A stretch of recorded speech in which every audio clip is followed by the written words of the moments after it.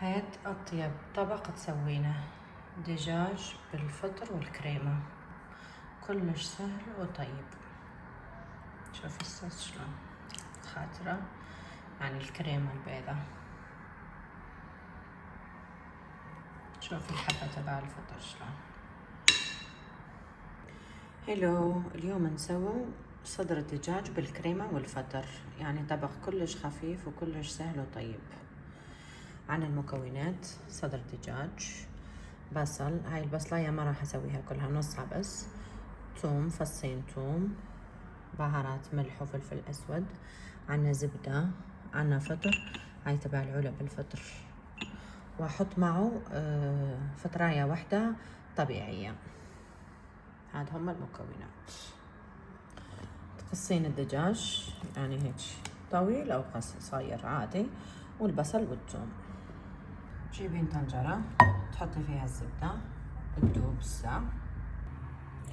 هذا الدجاج يعني شوي بس ملحي، شوي بس، اوكي، لانه البهارات اللي قلت لكم عليهم قبل بعدين نسويهم، هيك شوي بس ملحي. بعد ما ذابت الزبدة تحطين الدجاج تبعك، تقلينه لحاله، يعني حتى يصير احمر. هسه بنات هيك يتحمر، بعدين تنحيه. وفي نفس الطنجرة شنو تسوي؟ حطينا البصل، حطين البهارات، وهذيك الفطراية الوحدة اللي حطيناها، وتخلي كمان البصل يذبل مع الفطراية.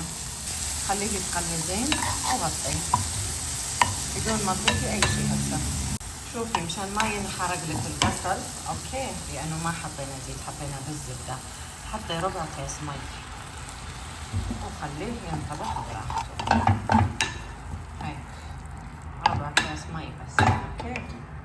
لما تشوفين هيك اللون صار والمي قاعد يغلي وايد، حطي الفطر بالحل، هاي تبع العلبة مشان يدخل فيه الدواء، لأنه هو أصلا مطبوخ يعني كونسيرفي. أكو ناس تقصه، أنا ما أحب أقصه لأن الحبة تبعه حلوة، ما أقدر يشهي. شوفي الحبة تبعه شلون، وحطي عليه ولا تزيدي له مي، أوكي.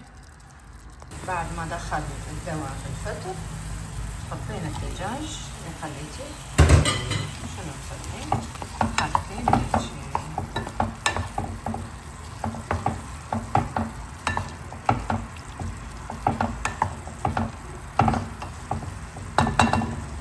شوفي لما تصير تغلي هيجي نجيبوا كريمة. أنا حستعمل هاي كريمة الطبخ كمان، أول ماركة كلش زينة. هسا تحطين الكريمة، يعني أنا العلبة هاي كلها حطيتها،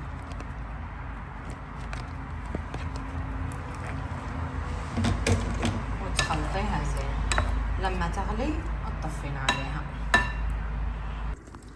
وشوفوا هيك لما صارت تغلي نطفوا عليها.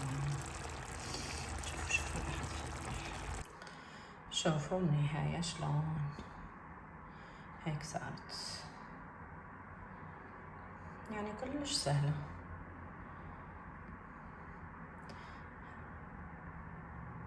هسا نقدمها في طبق، وهيك قدمته بنات. شوف سويت معه 8 طبق هيك.